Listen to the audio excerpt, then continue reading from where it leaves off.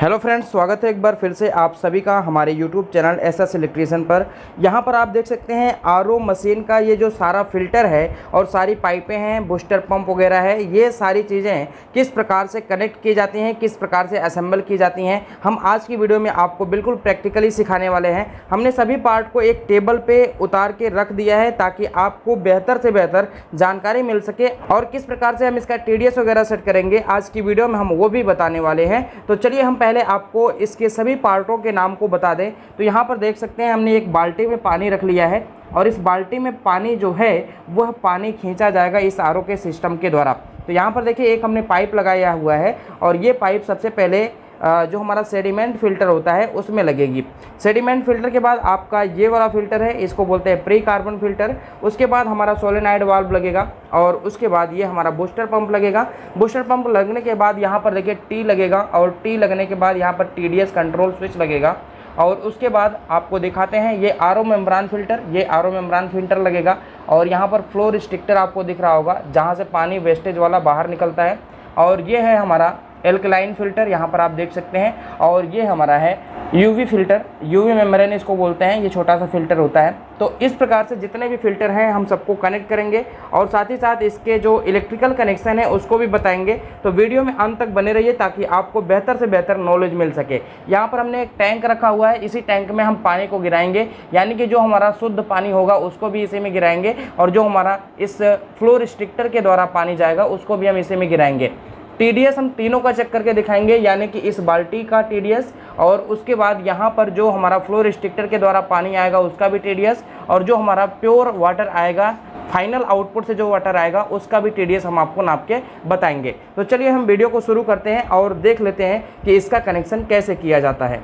तो यहाँ पर देखिए सबसे पहले ये जो पाइप है, ये पाइप हमारे सम्प फिल्टर में लगी रहती है, यानी कि जो बड़ा वाला फिल्टर होता है उसमें लगी रहती है। तो सम्प फिल्टर फिलहाल में यहाँ पर नहीं है और यहाँ पर है हमारे पास सेडिमेंट फिल्टर। तो सम्प फिल्टर से जो पानी आता है वो आता है सेडिमेंट फिल्टर में। तो सेडिमेंट फिल्टर में यहाँ पर आप देख सकते हैं फ्लो डायग्राम बना होता है। देखिए यहाँ पर फ्लो डायग्राम बना होता है, इसका मतलब कि इसमें पानी इधर से इनपुट करेगा और इधर से आउट करेगा। तो पहले हम पानी को यहाँ से इनपुट करवा देते हैं, यानी कि ये वाली पाइप हम यहाँ पे जोड़ देते हैं। जब हम ये वाली पाइप यहाँ पर जोड़ देंगे उसके बाद क्या होगा, उसके बाद यहाँ पर हम आ जाते हैं इसके आउटपुट में और इसके आउटपुट को अब जोड़ना होगा हमारे इस प्री कार्बन फिल्टर में। तो चलिए इसके आउटपुट को हम प्री कार्बन फिल्टर में इन करवा देते हैं। अब प्री कार्बन फिल्टर में भी फ्लो डायग्राम यहाँ पर आप देख सकते हैं इस साइड में है। तो इसका मतलब यहाँ से इन करवाना है और यहाँ से आउट करवाना है। तो एक पाइप हम ले लिए हैं, इस पाइप के द्वारा हम इन दोनों ही फिल्टरों को कनेक्ट कर देंगे। तो यहाँ पर आप क्लियर तरीके से देख पा रहे होंगे कि किस प्रकार से कनेक्शन करना है।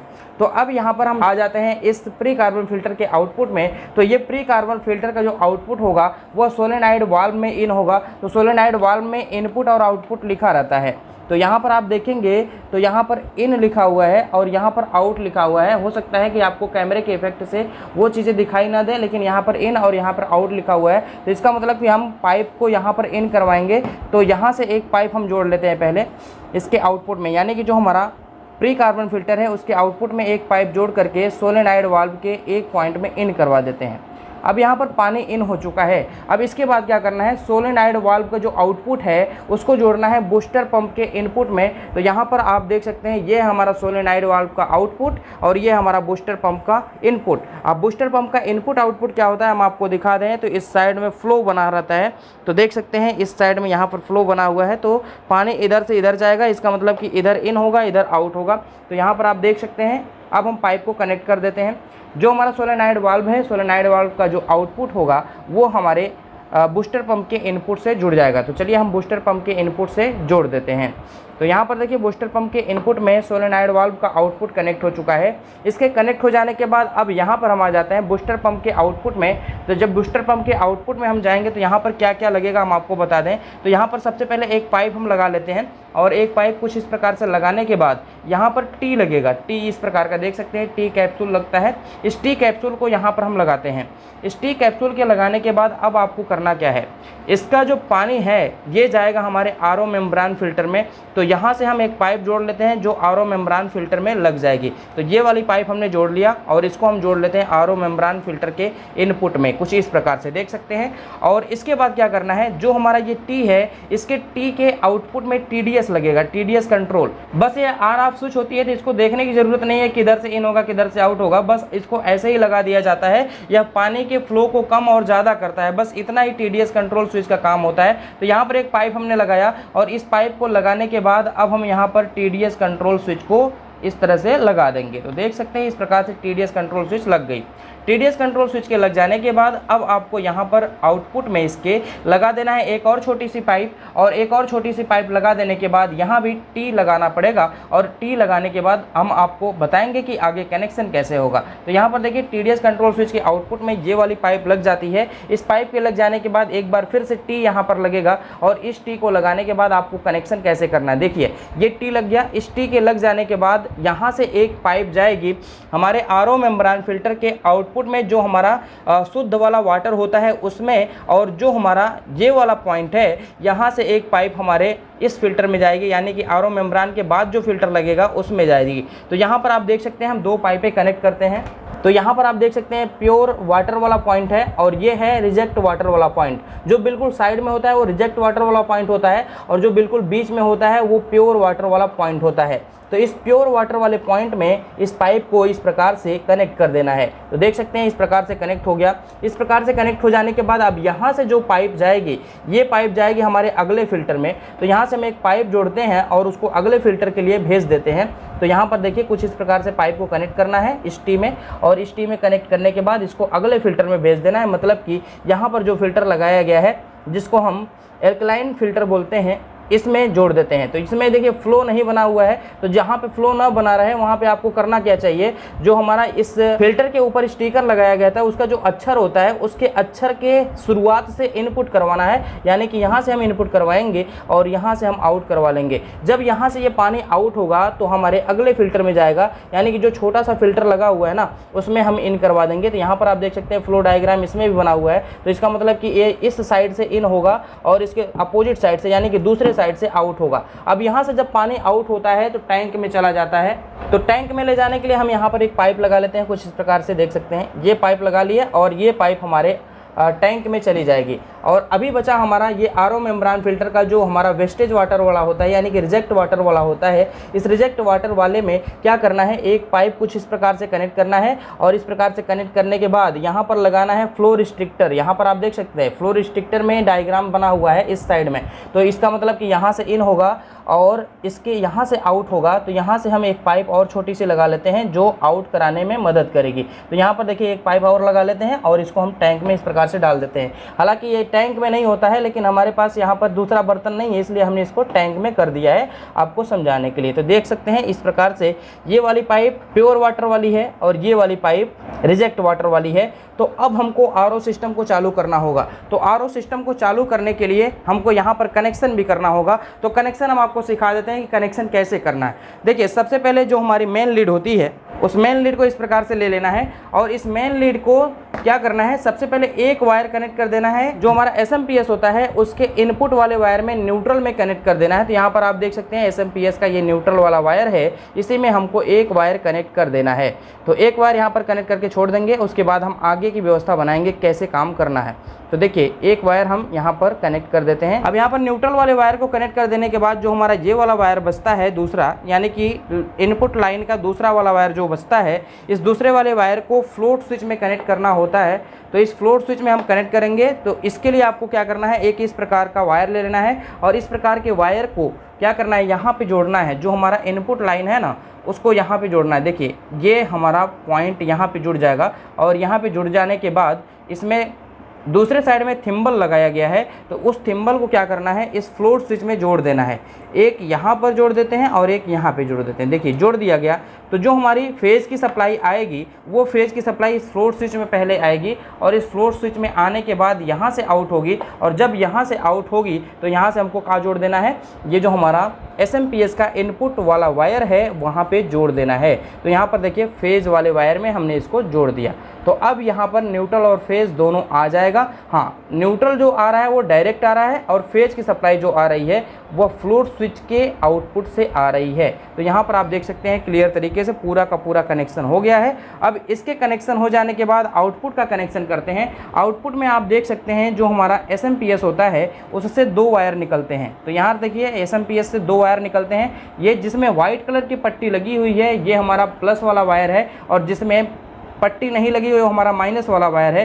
तो आपको बूस्टर पंप में और सोलेनॉइड वाल्व में कुछ इसी प्रकार से जोड़ देना है। तो चलिए हम जोड़ते हैं। जो हमारा बूस्टर पंप का ब्लैक वाला वायर है उसको हम एसएमपीएस के माइनस वाले वायर से जोड़ देते हैं और जो हमारा सोलेनॉइड वाल्व का ये वाइट वाला वायर है उसको भी हम यहाँ पर एसएमपीएस के माइनस वाले वायर से जोड़ देते हैं कुछ इस प्रकार से। अब इसके बाद क्या करना है, जो हमारा एसएमपीएस का प्लस वाला वायर है उस प्लस वाले वायर को बूस्टर पंप के प्लस वाले वायर में जोड़ना है और जो हमारा सोलेनॉइड वाल्व का रेड कलर का वायर है इसको जोड़ देना है एसएमपीएस के प्लस वाले वायर में। तो कुछ इस प्रकार से हमारी वायरिंग पूरी तरह से कंप्लीट हो जाती है। अब इस वायरिंग को पूरी तरह से कंप्लीट हो जाने के बाद हम एक बार और आपको समझा देते हैं। तो यहाँ पर देखिए ध्यान से, ये जो हमारा सेडिमेंट फिल्टर है इस सेडिमेंट फिल्टर में सम्प फिल्टर, उस फिल्टर से पानी इसमें पहले इन करेगा, उसके बाद यहाँ से आउट होगा तो प्री कार्बन फिल्टर में जाएगा और प्री कार्बन फिल्टर से जब ये पानी आउट होता है तो ये जाएगा हमारे सोलेनॉइड वाल्व में और सोलेनॉइड वाल्व से आउट होकर के ये जाएगा हमारे बूस्टर पंप के इनपुट पाइप में और उसके बाद बूस्टर पंप से जब आउट होगा तो यहाँ पर एक टी लगेगा। इस टी के लग जाने के बाद इस टी का जो टी वाला पॉइंट होता है यहाँ से एक पाइप जुड़ करके जाएगा हमारे आरओ मेम्ब्रेन फिल्टर के इनपुट में और यहाँ पर टी के बाद एक टीडीएस कंट्रोल स्विच लगेगा और टीडीएस कंट्रोल स्विच के लग जाने के बाद एक और टी लगेगा। इस टी का एक पॉइंट जाएगा हमारे आरओ मेम्ब्रेन फिल्टर के प्योर वाटर वाले पॉइंट में और जो हमारा इस टी का दूसरा वाला पॉइंट होगा ये जाएगा हमारे अगले फिल्टर में यानी कि एल्कलाइन फिल्टर में इनपुट हो जाएगा। अब एल्कलाइन फिल्टर में इनपुट हो जाने के बाद वहाँ से जब आउट होगा पानी तो वो पानी जाएगा हमारे यूवी मेम्ब्रेन फिल्टर में, यहाँ पर आप देख सकते हैं, और यहाँ से जो पाइप जा रही है वो जा रही है सीधे टैंक में। तो टैंक में प्योर वाटर वाली यही पाइप है और टैंक में जो वेस्टेज वाटर वाली जो पाइप है वो कौन सी है, तो यहाँ पर आरओ मेम्ब्रेन फिल्टर में जो रिजेक्ट वाटर वाला पॉइंट है वो कुछ इस साइड में दिख रहा है और यहाँ से ही लगाया गया है हमारा फ्लो रिस्ट्रिक्टर और फ्लो रिस्ट्रिक्टर के माध्यम से ये पानी धीरे धीरे गिरेगा बाहर के साइड में। तो इस प्रकार से हमने फिल्टर और पाइपिंग का पूरा कनेक्शन बता दिया। अब आपको ये जो हमारा इलेक्ट्रिकल कनेक्शन है उसके बारे में बता देते हैं। यहाँ पर देखिए जो हमारी ये मेन लीड है, मेन लीड से 2 वायर जा रहे हैं। ये दोनों वायर कहाँ कहाँ जुड़ेंगे सबसे पहले हम आपको बता देते हैं। तो यहाँ पर देखिए जो एक वायर है इसको हमने डायरेक्ट जोड़ दिया एसएमपीएस के न्यूट्रल वाले वायर में, यानी कि मेन लाइन का जो न्यूट्रल वाला वायर होता है उसमें हमने जोड़ दिया काले वाले वायर में। और जो हमारा फेज की सप्लाई है इस फेज की सप्लाई को सबसे पहले हमने यहाँ पर जोड़ करके इस फ्लोट स्विच के एक पॉइंट पर जोड़ दिया और फ्लोट स्विच के दूसरे पॉइंट से ये जो हमारा ब्राउन वाला वायर है ये जा करके हमारे एसएमपीएस के रेड कलर में जुड़ जाएगा। अब इसके बाद न्यूट्रल फेज की सप्लाई यहाँ पर मिलेगी इस फ्लोट स्विच के ऑपरेट होने के बाद। अब यहाँ पर न्यूट्रल फेज की सप्लाई मिलने पर एसएमपीएस 24 वोल्ट की डीसी सप्लाई आउट कराएगा और जब ये 24 वोल्ट की डीसी सप्लाई आउट करवाएगा तो इससे हमारा बूस्टर पंप में जुड़ेगा और साथ ही साथ हमारे सोलेनॉइड वाल्व में भी जुड़ जाएगा। तो कुछ इस प्रकार से वायरिंग होती है और कुछ इस प्रकार से पाइपों का कनेक्शन होता है। अब यहाँ पर हम आपको टीडीएस चेक करना बताएंगे और इस आरओ सिस्टम को चला करके दिखाएंगे। तो चलिए हम आरओ सिस्टम को यहाँ पर ऑन करके दिखाते हैं। तो देखिए इस प्लग को हम यहाँ पर लगा देंगे और प्लग को यहाँ पर लगाने के बाद इसको ऑन करते हैं। ऑन करते ही ये हमारा सिस्टम चलने लगेगा। तो यहाँ पर आप देख सकते हैं ये सिस्टम हमारा चलने लगा है। इस सिस्टम के चलते चलते आप यहाँ पर आप देखेंगे कि पानी कहीं पर लीक तो नहीं कर रहा है। तो पानी अगर कहीं पर लीक कर रहा होगा तो उस कैप्सूल को चेंज कर दिया जाएगा तो वो पानी का लीकेज जो होगा वो सही हो जाएगा। तो अब यहाँ से खींचना प्रारंभ कर दिया है हमारा आरओ सिस्टम और उसके बाद यहाँ पर आप देख सकते हैं कहीं से भी अभी फ़िलहाल में लीकेज तो नहीं दिख रहा है, सभी जगहों से ठीक है, कहीं से भी लीकेज अभी नहीं दिख रहा है फ़िलहाल में। चलिए हम यहाँ पर चलते हैं, थोड़ा इधर भी देख लेते हैं कहीं से लीकेज है कि नहीं है। तो देखिए अभी तक तो ठीक है, कोई दिक्कत नहीं है, कहीं से भी लीकेज की संभावना अभी नहीं लग रही है। तो कुछ देर आरओ चलने के बाद हो सकता है कहीं ना कहीं से लीकेज करे। जो हमारा जॉइंट होता है, टी कैप्सूल होता है, वहीं से लीकेज होने की संभावना होती है। जितने भी कैप्सूल होते हैं सभी जगहों पे हम चेक कर लेंगे और जहाँ से भी लीकेज होगा उस कैप्सूल को चेंज कर देंगे या फिर उसमें पाइप लगा करके फिर से डालेंगे तो हो सकता है वो सही हो जाए। तो यहाँ पर आप देख सकते हैं हमारा आरओ सिस्टम चल रहा है और आरओ सिस्टम चल रहा है तो इस कंडीशन में यहाँ पर देख सकते हैं ये जो हमारा पानी है, क्या ये पानी यहाँ तक आ रहा है कि नहीं आ रहा है, इस चीज़ को देखना है। तो यहाँ पर देखिए पानी अभी तक यहाँ पर नहीं पहुँचा है, अभी कुछ ही देर में पानी यहाँ पर पहुँच जाएगा। तो चलिए थोड़ा सा इंतज़ार कर लेते हैं। तो देख सकते हैं ये पूरा आरओ सिस्टम अब चालू हो चुका है, ऑन हो चुका है और यहाँ से पानी भी आना स्टार्ट हो गया है। तो हम आपको दिखाते हैं इस टैंक में पानी आ रहा है या नहीं आ रहा है। तो यहाँ पर आप देख सकते हैं ये हमारा प्योर वाटर वाला पानी है और ये हमारा रिजेक्ट वाटर वाला पानी है। दोनों ही पानी आ रहा है, लेकिन आपको यहाँ पर दिखाई देगा कि जो हमारा रिजेक्ट वाटर वाला पानी है ये कम मात्रा में आ रहा है और जो हमारा प्योर वाटर वाला पानी है ये ज़्यादा मात्रा में आ रहा है। इसका मतलब कि हमको टीडीएस कंट्रोल स्विच से थोड़ा सा कंट्रोल करना पड़ेगा, क्योंकि इसका टीडीएस सही नहीं आ रहा होगा। हम आपको टीडीएस नाप करके दिखाते हैं कि कहाँ का कितना टीडीएस है। तो सबसे पहले ये जो हमारी बाल्टी है, इस बाल्टी में जो पानी है उसका टीडीएस हम नाप के आपको दिखाते हैं। देखिए इस ढक्कन में इस प्रकार से पानी को ले लेना है और उसके बाद ये जो टीडीएस मीटर है इसको इस प्रकार से ऑन करना है और ऑन करने के बाद बस इसको इसमें डुबा देना है इस प्रकार से और ये टीडीएस बता देगा। तो देख सकते हैं इसका टीडीएस है 328, क्लियर तरीके से आपको दिख रहा होगा इसका टीडीएस 328 शो कर रहा है। तो इस पानी का टीडीएस तो अभी ख़राब है, मतलब कि 328 नहीं होना चाहिए, वो होना चाहिए 100 से लेकर के 250 के बीच में टीडीएस होना चाहिए। तो यहाँ पर देखिए ये 328 है, तो ये ज़्यादा है अभी टीडीएस को कम करना है। तो यहाँ पर देखिए जो हम पानी पियेंगे उसका टीडीएस कितना होना चाहिए हम आपको बता देते हैं। तो यहाँ पर देखिए जो हमको पानी पीना है वो यही पानी है, प्योर वाटर वाला पानी यही है। तो इसके टीडीएस को हम चेक कर लेते हैं। तो यहाँ पर देखिए इसके टीडीएस को चेक करते हैं, देखते हैं कितना आता है। तो देखिए यहाँ पे 345 आ रहा है, यानी कि टीडीएस अभी बहुत ही ज़्यादा ख़राब है। इस टीडीएस को सही करना है, इस टीडीएस को कंट्रोल करना है। और जो हमारा रिजेक्ट वाटर वाला पानी है उसके टीडीएस को थोड़ा सा देख लेते हैं। तो यहाँ पर देखिए रिजेक्ट वाटर वाला पानी, इसको भी भरते हैं इस ढक्कन में कुछ इस प्रकार से और इसका भी टीडीएस देख लेते हैं, इसका टीडीएस कितना है। तो चलिए देख लेते हैं। देखिए इसका टीडीएस 354 बता रहा है। तो अभी जो टीडीएस का पानी हमको पीना है वो टीडीएस यहाँ पर अवेलेबल नहीं हो पाया है। तो अब हम क्या करेंगे, ये जो हमारी टीडीएस कंट्रोल स्विच है इस टीडीएस कंट्रोल स्विच को थोड़ा सा टाइट करेंगे कुछ इस प्रकार से, देख सकते हैं कुछ इस प्रकार से टाइट करेंगे टीडीएस कंट्रोल स्विच को।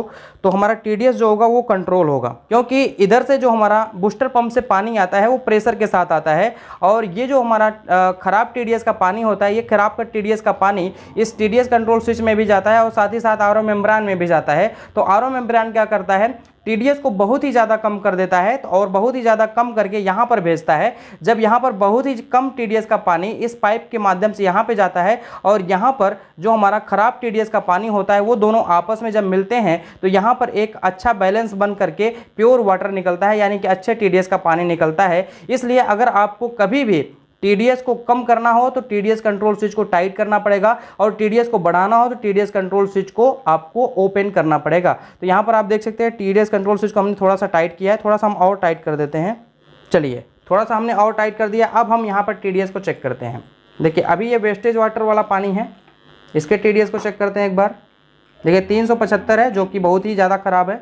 और ये जो हमारा प्योर वाटर वाला पानी है इसको चेक कर लेते हैं। ये 352 अभी दिखा रहा है। तो अभी हमको टीडीएस कंट्रोल स्विच के द्वारा थोड़ा सा और कंट्रोल करना पड़ेगा। चलिए अब यहाँ पर देखिए जो हमारा प्योर वाटर वाला पानी है ये थोड़ा सा कम हो गया है। अब हम इसके टीडीएस को थोड़ी देर बाद चेक करेंगे तो यहाँ पर टीडीएस सही पता चल पाएगा। तो इस प्रकार से हम टीडीएस की सेटिंग करते हैं। चलिए अब हम चेक करते हैं कि इसका टीडीएस अब कितना हुआ है। देखिए अभी भी 341 यहाँ पर शो कर रहा है, तो अभी भी टीडीएस इसका सही नहीं हुआ। टीडीएस कंट्रोल स्विच को थोड़ा सा हम और टाइट करते हैं।